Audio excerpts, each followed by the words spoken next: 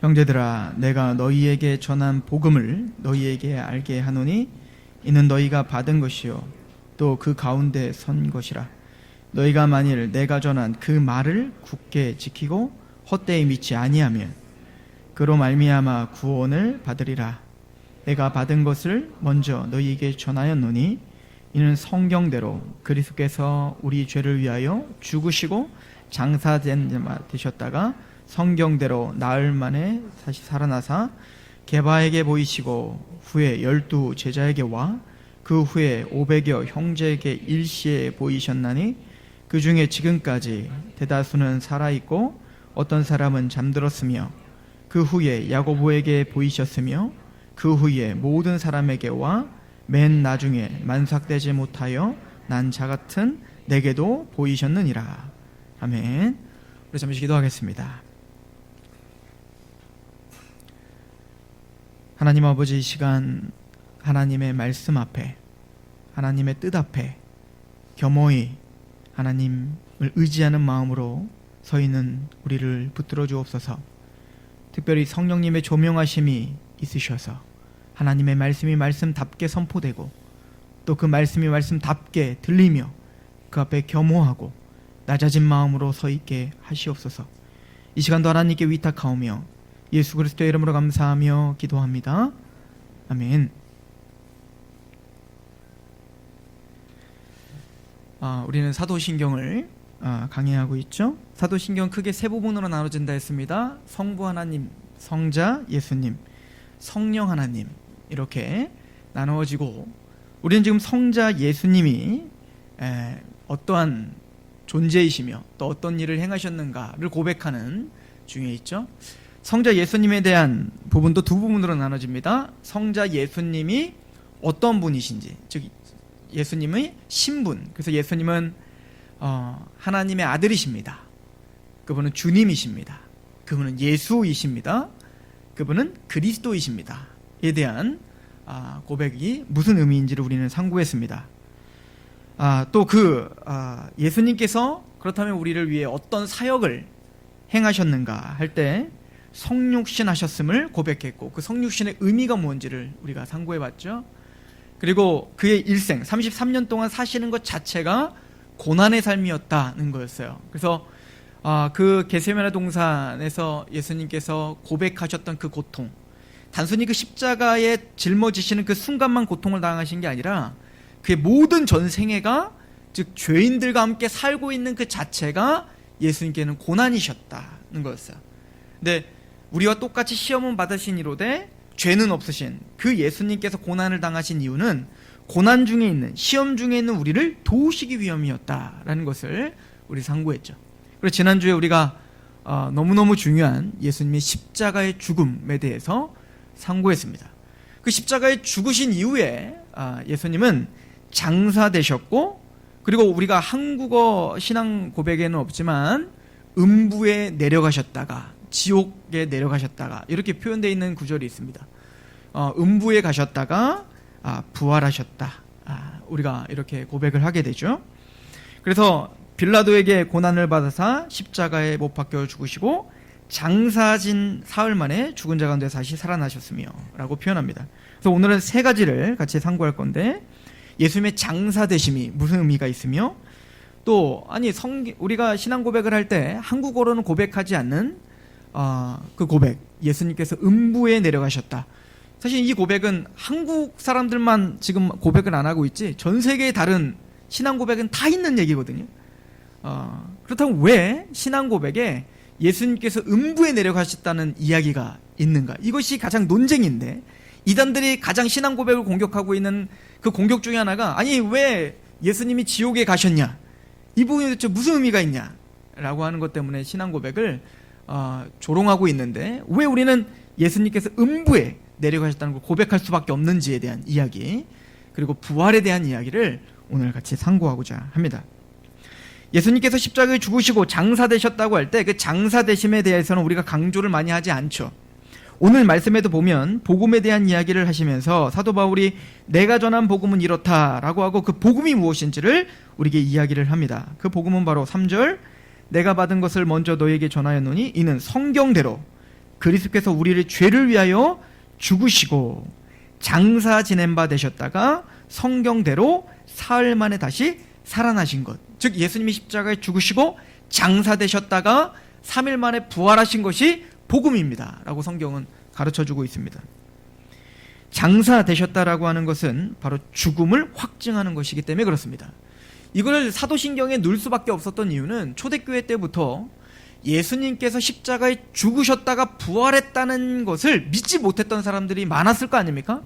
기독교의 핵심입니다. 예수님이 십자가에 죽으셨다가 부활하셨다는 것, 예수님이 부활하셨다는 것이 바로 신적 존재라는 것, 하나님의 아들이시라는 것의 확증이시거든요.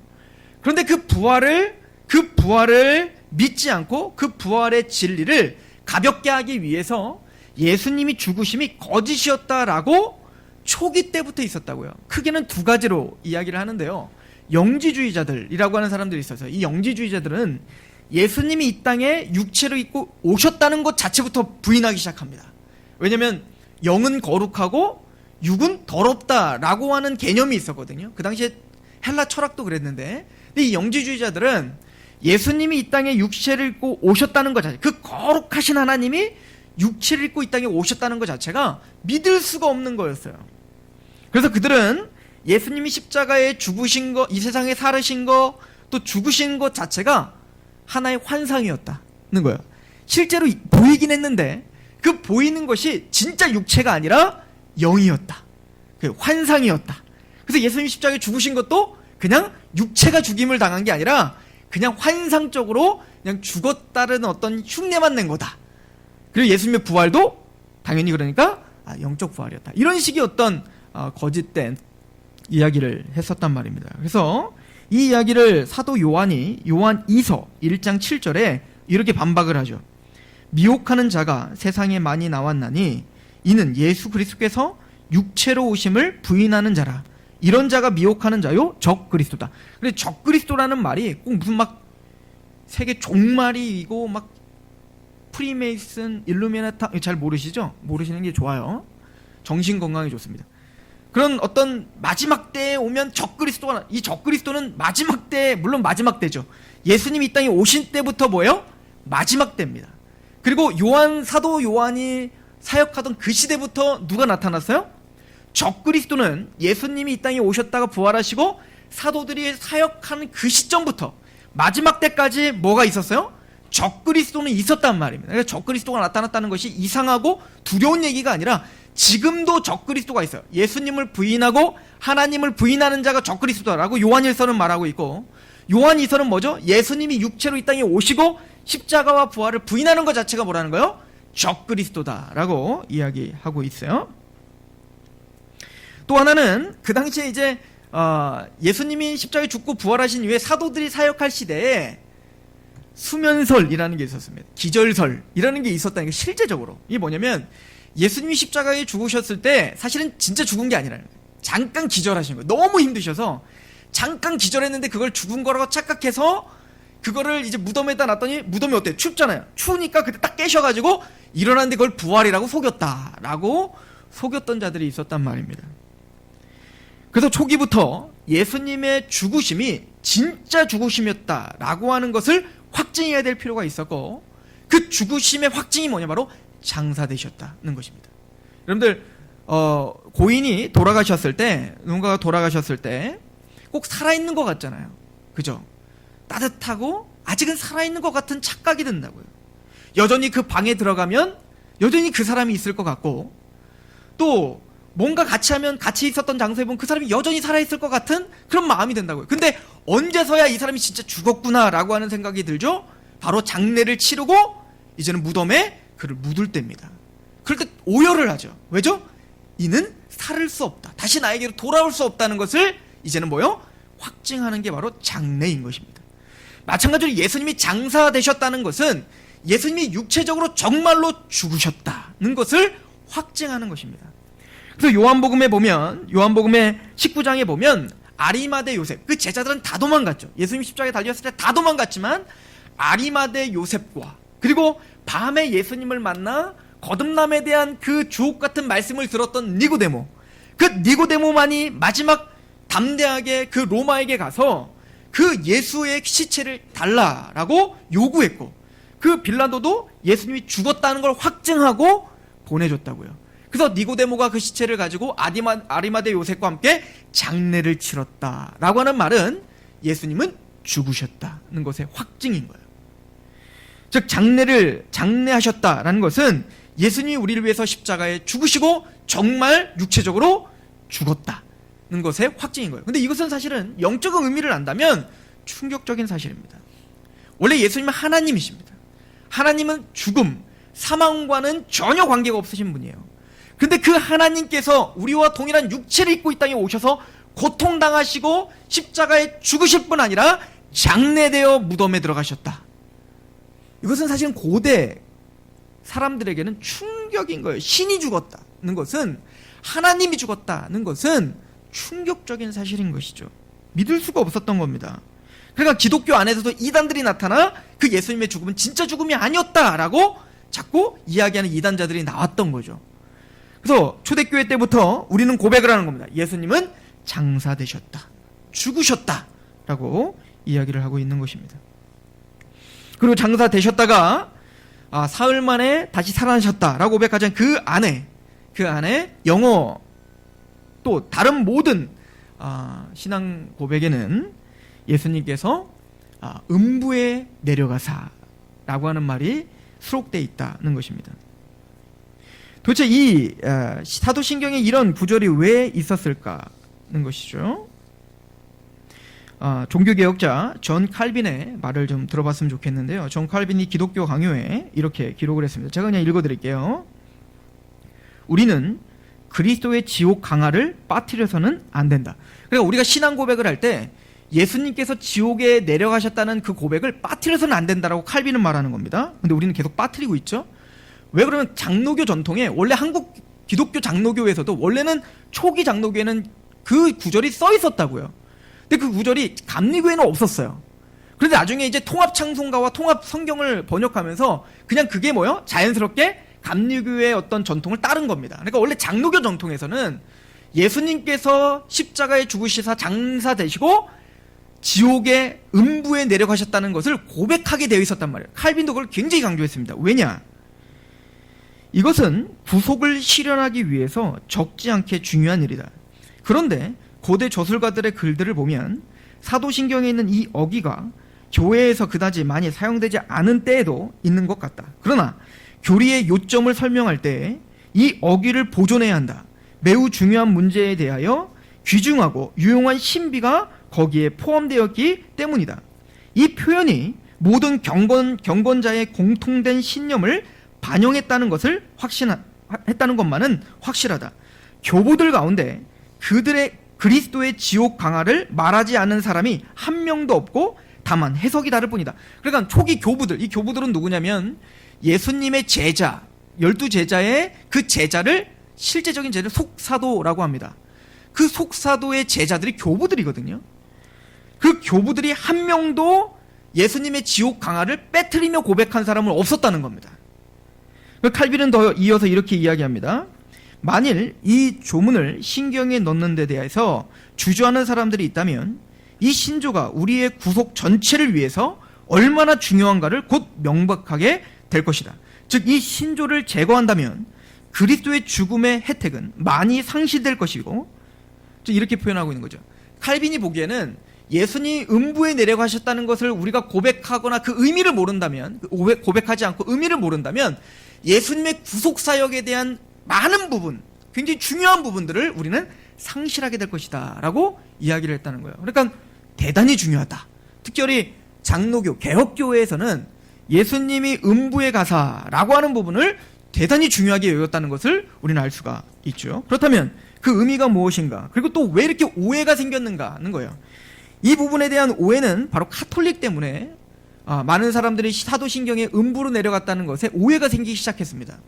카톨릭이 이것을 어떻게 해석하기 시작했냐면, 예수님이 죽으셨다가 잠깐 어디 가셨다는 거예요. 진짜로 정말로 지옥에 내려가셔서 그 지옥에 있는 사람들에게 복음을 전했다는 거예요. 그러니까 이 땅에 살면서 예수님을 믿지 않고 죽어 지옥 간 사람들도 다시 한번 뭐가 생겼어요? 기회가 생긴 거예요. 그래서 예수님께서 죽은 자들에게 지옥에 가셔서 복음을 전했기 때문에 다시 한번 기회가 생겼다. 이런 논리로 이 사도신경을 왜곡하기 시작했다는 얘기인 겁니다. 그러다 보니까 뭐가 생겼죠? 성경에도 없는 연옥이라는 교리가 생긴 겁니다. 연옥. 연옥은 뭐냐면 예수님께서 그 십자가 우편에 달린, 우편이 잡혔는지 모르지만 그 달린 강도에게 뭐라고 합니까? 오늘날 네가 나와 함께 어디에 있으리라? 낙원에 있겠다라고 하는데, 그 낙원은 하나님 나라인데 그 하나님의 나라에 들어갈 수 있는 사람은 아무나 못 들어가는 거예요. 카톨릭 교리에서는 누가 들어갈 수 있냐면 성자들만 들어갈 수 있어요. 요번에 성자가 한 명 더 생겼죠? 테라사 수녀? 성녀가 됐죠. 그래서 성자, 성 바오로, 성 베드로, 성 베네딕트, 성 어쩌고 저쩌고 이런 사람들만이 죽어서 바로 천국 가는 거예요. 나머지 우리들은 천국 갈 수가 없어요. 그러니까 그 사람들은 바로 천국을 못 가니까, 이 죄 때문에 천국을 못 가니까 그 사람들은, 그렇다고 해서 얘 교회는 열심히 다니고 헌금도 많이 냈는데 이 사람들 천국 다 못 간다 그러면은 이게 다닐 맛이 안 나잖아요. 그래서 뭐라고 하냐면 대신 연옥이라는 걸 하나님 만들어 주셨다는 겁니다. 그래서 그 연옥은 뭐냐면 이 땅에서 지었던 모든 죄를 그곳에서 다 해결하는 거야. 그러니까 이 땅에서 하루 범죄했으면 거기서 막 100년 막 그렇게 막 뜨거운 불구덩이 속에서 막 고생을 하다 보면 그 죄값을 다 치르면 어디 가는 거예요? 천국 가는 거예요. 여러분들 종교개혁 시대에 루터가 카톨릭을 반대하면서 95개조 방방문을 비텐베르크 성당에 붙였죠. 그때 그 방방문이 가장 중요했던 분이 뭐였냐면 바로 면죄부 사건이었잖아요. 그 면죄부가 뭐냐면 그 당시에 이제 베드로 성전이 이런 것들 성전 짓는데 돈이 부족했어요, 카톨릭이. 그러니까 이 카톨릭이 어떻게 했냐면 교리적으로 돈을 버는 장사를 했다고요. 그게 뭐냐면 우리 어머니가 죽었어요. 근데 우리 어머니가 죽었으면 당연히 연옥 갔겠죠? 연옥을 갔으면 그 연옥에서 1000년, 2000년 막 몇천 년 동안 고통을 당하면 얼마나 힘들겠어요. 그런데 그 고통을 해결해 줄 수 있는 방법이 있는데 어마어마한 헌금을 하면 그 연옥의 숫자가 줄어드는 거예요. 그래서 정말로 그 당시에 카톨릭이 그 면죄부 통에 돈이 쨍그랑할 때 영혼이 연옥에서 천국으로 쫙 올라간다고 믿었습니다. 이런 말도 안 되는 교리를 믿었단 말입니다. 이게 연옥 교리인 거예요. 그리고는 카톨릭은 림보 교리가 있죠. 바로 유아림보, 선조림보. 아주 간단합니다. 이순신 장군은 구원 받았을까요? 림보에 갔다라고 표현하고 있는 거예요, 얘네들은. 그래서 또 한 번의 기회가 있을 것이다 라고 표현하고 있는 겁니다. 근데 이 사람들이 왜 그것을 이렇게 해석했냐? 베드로 후서를 한번 보시겠어요? 베드로 후서입니다. 베드로 전서 3장 19절. 베드로 전서 3장 19절. 이 말씀을 오해했기 때문에 그렇습니다.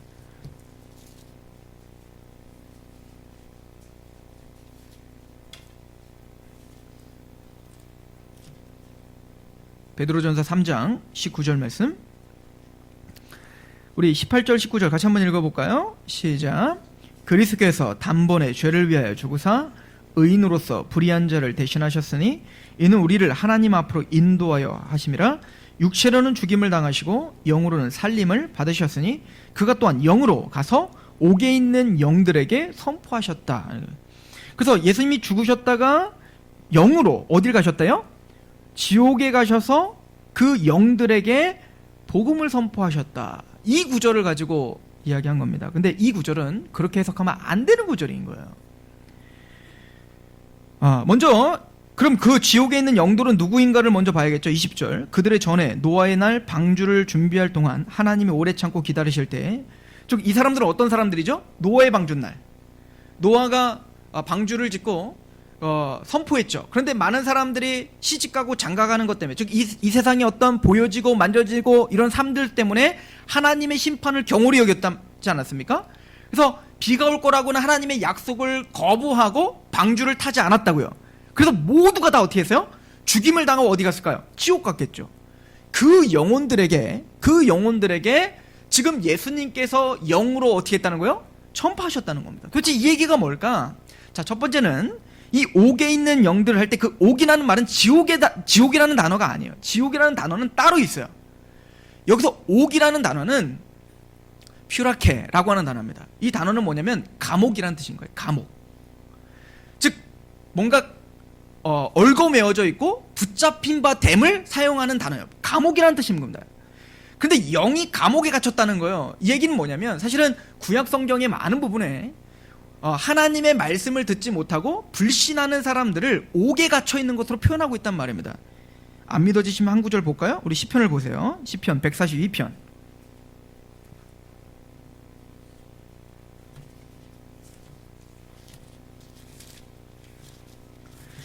이 구절은 잘 기억하셨다가 잘 정리해 놓으시기 바랍니다. 이단들이 많이 사용하는 구절이기 때문에 그렇습니다. 시편 142편 7절을 잠깐 보시면,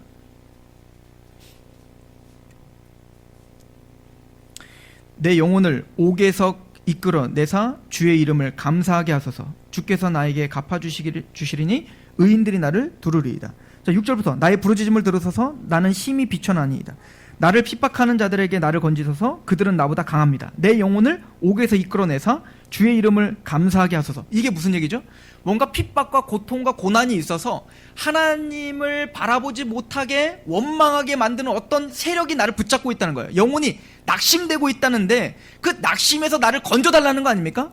그 영혼을 다시 하나님을 바랄 수 있는 심정으로 나를 좀 건져주세요를 할 때 자기의 영혼이 어디에 갇혀있대요? 옥에 갇혀있다라고 표현하고 있죠. 마찬가지로 이 베드로전서 3장 이 19절 말씀도 바로 그 노아의 방주날 그 사람들이 하나님 말씀을 듣지 못하는 이유가 뭐라는 거예요? 옥에 갇혀있기 때문에 그런 겁니다. 근데 그들에게 누가 복음을 전했다는 거예요? 영으로 예수님께서 복음을 전했다는 겁니다. 이 얘기는 뭐냐면 지옥에 있을 때 그들에게 전했다는 얘기가 아니에요. 그들은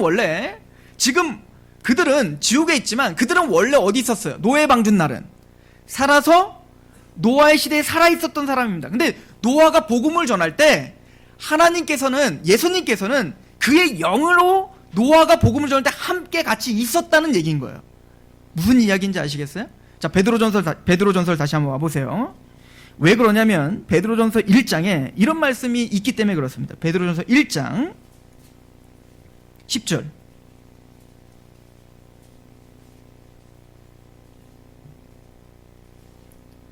같이 봉독해 볼까요? 베드로전서 1장 10절 시작. 이 구원에 대하여는 너희에게 임할 은혜를 예언하던 선지자들이 연구하고 부지런히 살펴서 자기 속에 계신 그리스도의 영이 그 받으실 고난과 후에 받으실 영광을 미리 증언하여 누구를 또는 어느 한때를 지시하는지 상고하냐. 자, 보세요. 10절에 이 구원에 대하여는 너희에게 임할 은혜를 예언하던 선지자들이 연구하고 부지런히 살폈어요. 선지자들은 누구죠? 구약시대에 하나님의 말씀을 선포했었던 사람들. 그때 예수님이 이 땅에 있었나요? 없었나요? 없었을 때잖아요. 그런데 구약시대에 선지자들이 선포할 때에 누가 함께 전했대요? 11절에 자기 속에 계신 그리스도의 영, 예수님의 영이 그 선지자들과 함께 있었다는 겁니다. 이해 가십니까? 마찬가지로 노아의 방주날 노아가 복음을 선포했을 때에도 그리스도께서 영으로 누구와 함께 있었다는 거예요. 노아와 함께 같이 복음을 선포했었다는 겁니다. 그러니까 노아의 말을 듣지 않은 건 누구의 말을 듣지 않은 거예요? 주님의 말을 듣지 않은 거와 동일한 것이 되는 거예요. 그래서 예수님이 제자들을 파송할 때도 그러잖아요. 내가 너희와 항상 함께 하겠다는 겁니다. 왜? 예수님 지금 우리와 함께 없는데 성령님을 통해서 예수님은 우리와 함께 하고 계시잖아요. 이해 가십니까? 그래서 이 구절은 예수님이 정말 영으로 지옥에 내려가셔서 복음을 전했다라고 하는 그런 구절이 아니란 얘기인 거예요. 그러나 우리는 또 음부 강화 사건을 또 믿잖아요. 이거 무슨 얘기인가? 우리가 믿는 것은 예수님께서 십자가에 죽으셨다가 정말로 지옥까지 예수님이 가셨다는 얘기가 아니에요. 칼빈이 이걸 중요하게 여겼던 것은 예수님이 음부에 내려가사라고 우리가 고백할 때에 사실은 우리가 당할 수 있는 가장 고통의 자리, 그 밑바닥의 자리까지 그 고통을 예수님은 영적으로 함께 동참하셨다는 고백인 겁니다. 루이스 뻘콥의 이야기를 한번 들어보겠습니다. 우리 개혁주의 장로교 모든 학교가 교과서로 사용하고 있는 뻘콥 조직신학책에 있는 구절을 제가 읽어드리면, 루이스 뻘콥은 첫 번째, 그 음부 강화 사건을 우리가 중요하게 여기게 되는 첫 번째는 그리스도께서 죽기 전에 겟세마네 동산에서 당하신 깊은 고민과 십자가 위에서 지옥의 고통을 겪으셨다는 고백인 거예요. 그러니까 우리가 예수님이 음부에 내려가사라고 할 때는 예수님이 진짜 음부에 내려가셨다는 얘기가 아니라 예수님이 십자가 겟세마네 동산에서 뭐라고 고백하죠? 아버지요, 할 수만 있으면 이 잔을 저에게서 옮겨주세요 라고 고백한다고. 이걸 3번이나 고백한단 말입니다. 예수님 원래 이런 분 아니에요. 여러분들 예수님의 공생의 사건을 한번 보세요. 예수님은 항상 담대했습니다. 예수님은 항상 두려워하지 않았습니다.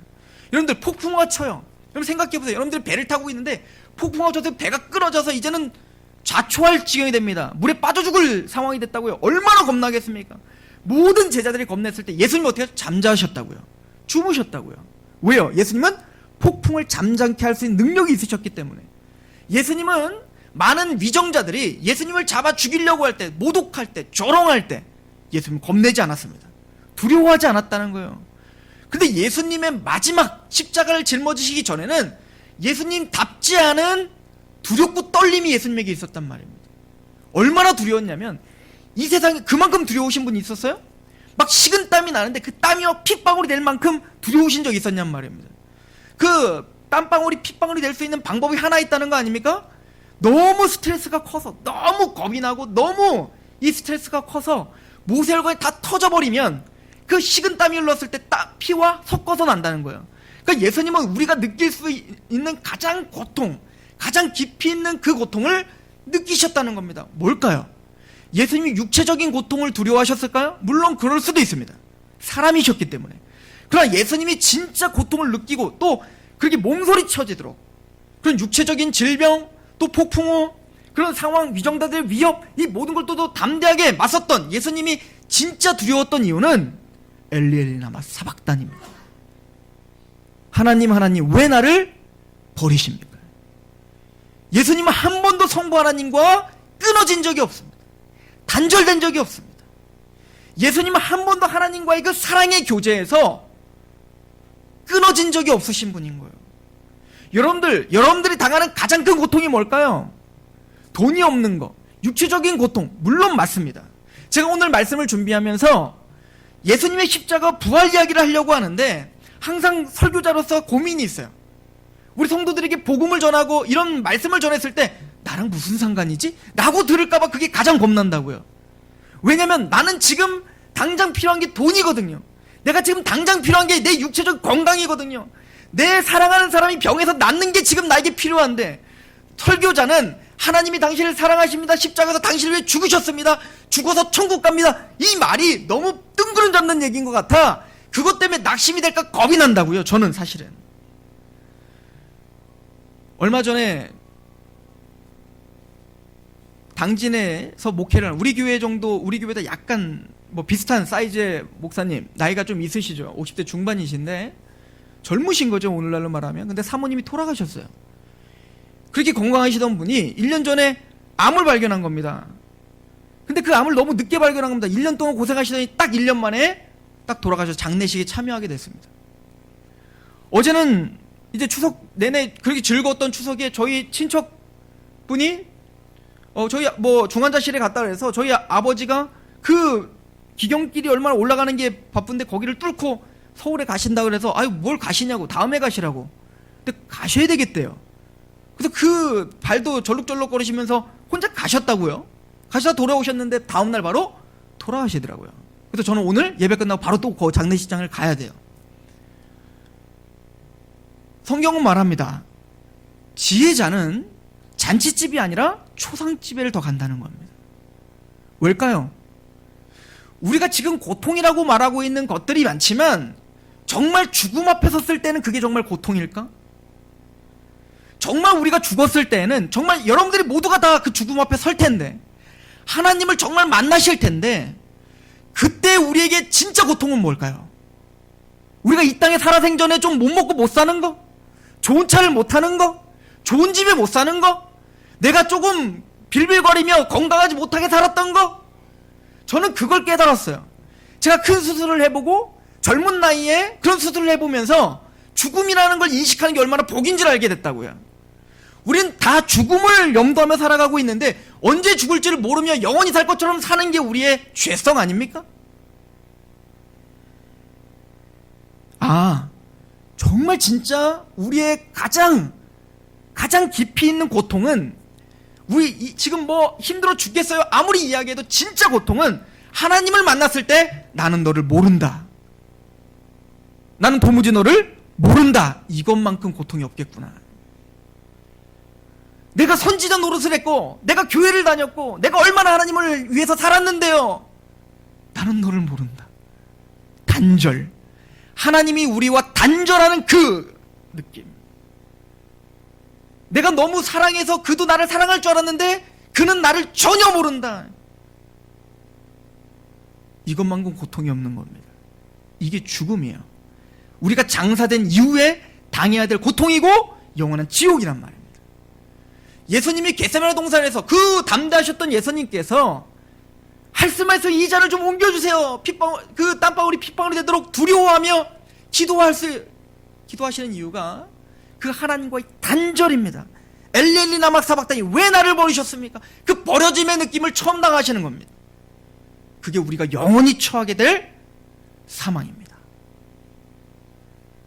예수님께서 음부에 내려가시고, 즉 음부, 우리가 당할 수 있는 그 밑바닥의 고통, 그 고통을 담당하셨다는 겁니다. 그 벌코브는 두 번째 이렇게 말합니다. 죽음의 상태에 가장 깊은 비하에 들어가셨다는 것입니다. 우리가 당할 수 있는 가장 큰 고통, 우리가 당하는 가장 큰 저주, 그 죽음의 가장 밑바닥까지 예수님은 우리와 동일하게 당하셨다는 고백인 거예요. 예수님 단순히 십자가에서 죽으신 것이 아니라, 죽으신 걸로 끝난 게 아니라 우리가 당할 수 있는 그 단절의 느낌, 그 고통의 밑바닥까지 우리와 동행하고 계신다는 것입니다. 이것이 우리의 신앙 고백인 거예요. 예수님 십자가에 우리의 죄를 위해 십자가에 죽으셨고, 내가 담당해야 될 그 가장 저주의 끝자리까지 예수님은 우리를 데리고 퍼서 하나님의 나라로 데려가시는 분이군요. 장사되셨다가 음부에까지 내려가셨습니다. 이걸 고백하는 거라고요. 우리가 믿는 주님은 그런 분이십니다. 우리의 신앙 고백은 그런 고백입니다. 그리고 3일 만에 부활하셨다. 이게 얼마나 큰 기쁨입니까? 부활의 의미를 간단하게만 설명하겠습니다. 구약시대에 많은 사람들은 죄를 범할 때마다 하나님 앞에 매번 제물을 갖고 제사를 드려야 됩니다. 그러나 1년에 딱 한 차례 성막에 성소와 지성소가 있는데, 그 성소는 제사장만 왔다 갈 수 있어요. 근데 그 다음 칸, 가장 깊이 있는 하나님을 만나는, 하나님의 임재가 있는, 하나님의 법궤가 있는 지성소에는 대제사장만 들어갈 수가 있습니다. 1년에 딱 한 차례 대속죄일, 그 대속죄일 날 그 대제사장이 한 차례만 들어갈 수 있는데, 그때 들어가서는 1년의 모든 이스라엘 백성들의 죄를 담당할 수 있는 제물과 대제사장이 이제는 그 지성소에 들어가는 겁니다. 그리고는 양을 죽이고, 그리고 그 속죄의 피를 가지고 향로를 들고 지성소에 들어가요. 이 이야기가 히브리서에 나와 있는 거예요. 히브리서는 바로 그 제사의 그림이 그려져 있는 겁니다. 그런데 그 대제사장이 들어가서 이제 어떻게 할까요? 제사를 드립니다. 그런데 대제사장이 나오질 않아요. 죽을 수 있다는 겁니다. 대제사장, 그 지성소에는 대제사장이 아닌 사람이 들어가면 죽습니다. 또한 대제사장이 정결의식을 해서 그 거룩한 정결의식을 먼저 해야 돼요. 거룩하지 않은 대제사장이 들어가면 죽습니다. 제물이 합당치 않으면 죽습니다. 그 하나님의 율법대로 지키지 않으면 죽습니다. 그럼 어떻게 될까요? 그 대속죄일 날 드려지는 제사가 하나님이 받으시지 않았다는 거죠. 그런데 대제사장이 드디어 제사를 다 드리고 이제 성문 밖을 나옵니다. 그럼 어떻게 될까요? 그때부터 나팔을 불고 축제가 벌어지는 겁니다. 뭐야? 하나님이 이 제사를 받으셨다는 선포입니다. 마찬가지로 예수님께서 부활하심으로 예수님이 대제사장 되시고 제물 되셔서 우리를 위한 영원한 제사를 십자가에서 완성하셨습니다. 그런데 그 십자가의 제사, 장사 되시고 음부에까지 내려가셨던 그 제사가 하나님이 온전히 받으시는 제사라고, 온전히 받으시는 완벽한 제사였다라고 어떻게 확증하죠? 우리의 대제사장 되시는 예수님이 부활하셨습니다. 그 부활은 바로 그 십자가의 제사가 우리에게 온전히 이루어졌다는 확증입니다. 오늘 본문을 봅시다. 고린도전서 15장입니다.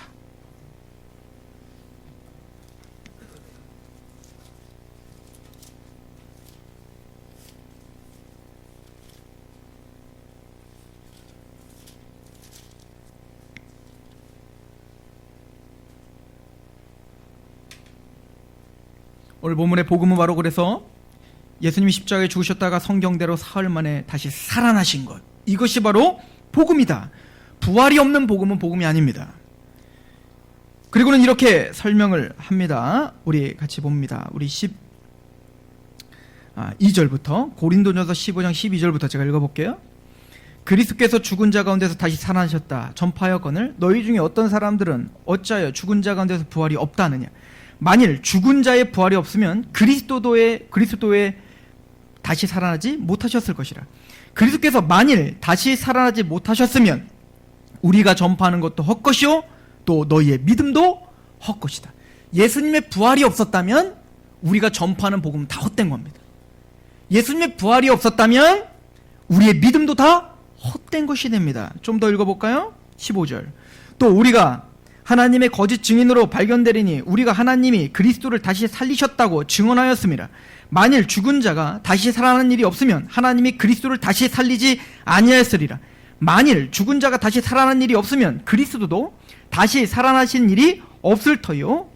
우리 17절 같이 읽어봅니다. 시작. 그리스도께서 다시 살아나신 일이 없으면 너희의 믿음도 헛되고 너희가 여전히 죄 가운데 있을 것이다. 예수님의 부활이 있기에 우리가 의인되었고 우리의 죄가 사함받았다는 확증을 받는 것입니다. 우리 로마서 4장을 한번 볼게요. 로마서 4장입니다.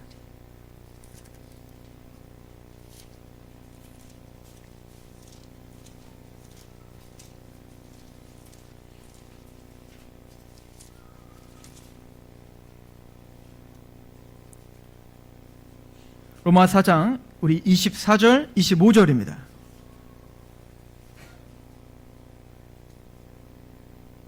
같이 봉독할까요? 시작. 의로 여기심을 받을 우리로 위함이니 곧 예수 우리 주를 죽은 자 가운데 살리신 이를 믿는 자니라.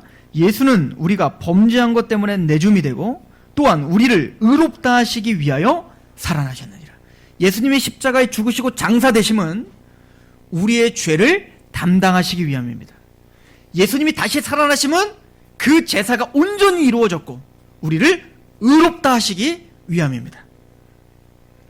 히브리서는 그래서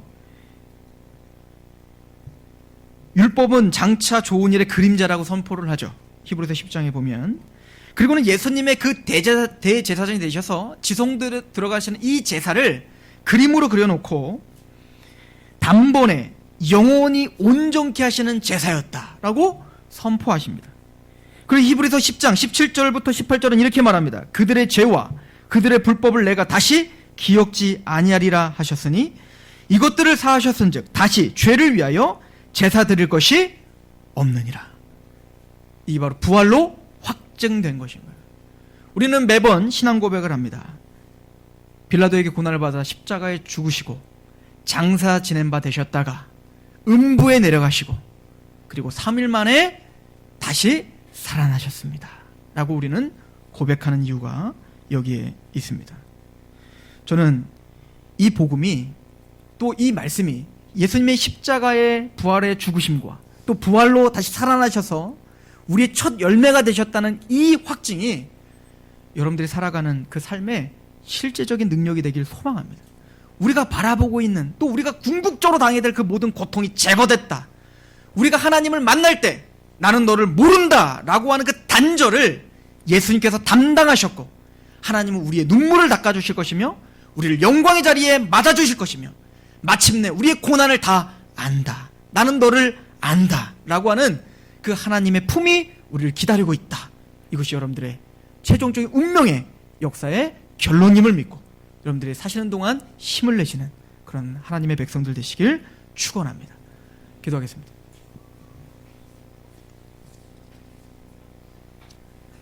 하나님, 우리는 모두가 다 죽음 앞에 설 것입니다.